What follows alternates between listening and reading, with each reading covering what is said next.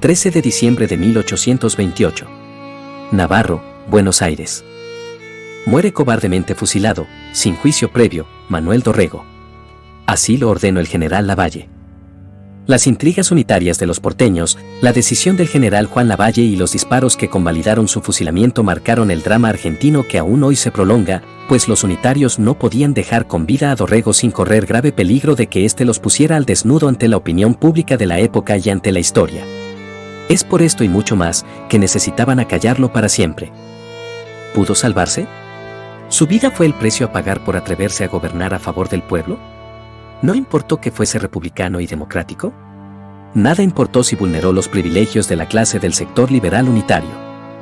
Si no conocías la historia de este trágico y cobarde hecho histórico, te invitamos que te quedes hasta el final para que no pierdas ni un detalle del fusilamiento del gobernador de Buenos Aires Manuel Dorrego. Sin más preámbulos, comencemos. Político y militar argentino, nacido en Buenos Aires en 1787, cursó estudios en el Real Colegio de San Carlos, continuándolos en Santiago de Chile, donde participó en el movimiento revolucionario y emancipador de 1810. Este mismo año llegó a Buenos Aires y fue destinado al ejército del Alto Perú.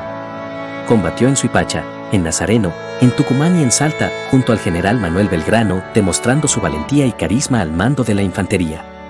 Por indisciplina fue separado de la milicia para ser reincorporado poco después.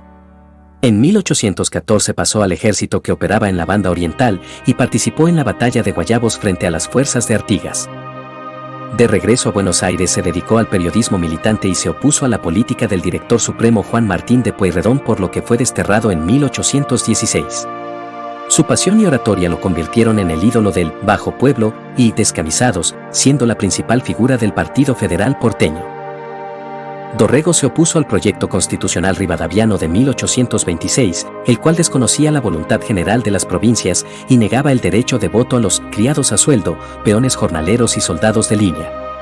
El 3 de agosto de 1827, tras el repudio a Rivadavia, fue elegido nuevamente como gobernador de Buenos Aires. Su política de tono popular lo enemistó con los poderosos. Su gobierno comienza con un panorama sombrío para las Provincias Unidas. Las ambiciones del imperio esclavista brasilero sobre la Banda Oriental habían llevado a la guerra. La diplomacia inglesa jugó fuerte impulsando la independencia uruguaya, que le permitiría controlar el puerto de Montevideo, llave maestra de la Cuenca del Plata, y por elevación, también reducir la presencia argentina o carioca en ese enclave estratégico. La provincia cisplatina debía ser para el apetito británico un amortiguador en el juego de poder de Buenos Aires y Río de Janeiro. Pero el desembarco de los 33 orientales capitaneados por José Antonio Lavalleja culminó en una guerra del pueblo contra el invasor imperial y la exigencia de reincorporarse a las Provincias Unidas. El reconocimiento argentino a ese pedido desató el enfrentamiento armado. El negociador argentino ante la Corte de Río de Janeiro, Manuel García, aceptó en primera instancia la cesión del Uruguay a los brasileños y luego la independencia de la Banda Oriental debido a la presión británica, una independencia que los patriotas orientales rechazaban porque exigían reintegrarse a las Provincias Unidas del Río de la Plata. Lo paradójico es que las armas argentinas al mando de Carlos María de Alvear habían derrotado ampliamente a los esclavistas en la batalla de Ituzaingó, dejando abierto el camino al triunfo nacional. La indignación estalló en nuestro país y se extendió al ejército en campaña, que vio cómo en la mesa de negociaciones se perdía el triunfo logrado en el campo de batalla. El desastre diplomático, sumado a las sospechas de corrupción por una cuestión minera, arrastró al presidente y a su ensayo unitario. Vicente López y Planes, como presidente provisional, convoca a elecciones que en la provincia y ciudad de Buenos Aires gana Manuel Dorrego. Asume el cargo el 13 de agosto de 1827. Su decisión de continuar la lucha para rescatar al Uruguay del dominio brasileño fracasa ante la negativa del Banco Nacional de prestarle dinero y bajo presión inglesa para que acuerde la paz con Pedro I. El banco estaba controlado por comerciantes británicos y criollos que solo les interesaba sus negocios. La presión británica llegó hasta la amenaza de usar su fuerza militar para que la Argentina renuncie a la Banda Oriental y reconozca su independencia. Dorrego quedó como el entregador de esa parte principal de las Provincias Unidas, ya que tuvo que aceptar la secesión de ese territorio ante la imposibilidad de continuar la guerra. El ejército en operaciones liderado por Juan Lavalle regresa, mientras un grupo de ciudadanos prominentes teje la red del golpe de Estado. El militar unitario es acosado por cartas insidiosas que ya no se conforman con el asalto al poder, sino que exigen la cabeza del legítimo gobernador.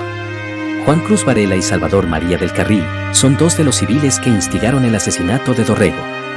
La cobardía de estos personajes llega al extremo de pedirle al jefe golpista: cartas como estas se rompen, escribe el poeta y periodista Varela a Lavalle, en torno a la suerte que le espera a Dorrego.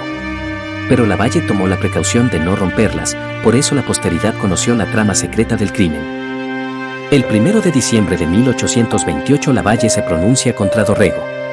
Este se retira a la campaña para remontar tropas leales, mientras sus generales Guido y Balcar se rinden la capital a los golpistas. Los unitarios desconocen al gobierno legal y apoyan a los subversivos. Juan Manuel de Rosas sostiene al gobierno con sus tropas, pero optó por replegarse a Santa Fe para pedir ayuda al gobernador y caudillo federal, Estanislao López. Dorrego decide enfrentar a Lavalle en los campos de Navarro, provincia de Buenos Aires. Es derrotado y tomado prisionero. El 13 de diciembre, a las 2:30 de la tarde, el condenado enfrentó al pelotón de fusilamiento, poco después de recibir el último auxilio religioso. Lamadrid, agobiado, luego de facilitarle su casaca, Dorrego pidió que la suya le fuera entregada a su esposa, se retiró, no quiso presenciar la ejecución. La descarga de fusilería quebró la quietud de la hora y el cuerpo exánime de Dorrego, tendido en el piso, se desangró lentamente. La historia juzgará imparcialmente si el coronel Dorrego ha debido o no morir, asentará Lavalle en el parte. Los unitarios suspiraron aliviados. En la vereda opuesta, el pueblo orillero estaba de duelo y en la pampa desolada bonaerense lastimeras guitarras bordoneaban cielitos lastimeros. Tras los postigones de una lóbrega casa, Ángela Baudrix, la joven viuda, lloraba su dolor mientras estrujaba en sus manos el chaleco que llegó a sus manos junto a la carta póstuma de su esposo. En este momento me intiman que dentro de una hora debo morir, ignoro por qué, mas la providencia divina, en la cual confío en este momento crítico, así lo ha querido. Perdono a todos mis enemigos y suplico a mis amigos que no den paso alguno en desagravio de lo recibido por mí. Mi vida, educa a esas amables criaturas, sé feliz, ya que no lo ha podido ser en compañía del desgraciado. A su hija Angelita le dejó una sortija como recuerdo. A Isabel, su otra hija, unos tiradores. Manuel Críspulo Bernabé Dorrego tenía 41 años. El triste final de Dorrego constituye uno de los mayores actos de ceguera política en la resolución de los conflictos internos y los desencuentros que sobrevolaron la historia argentina como aves de mal agüero.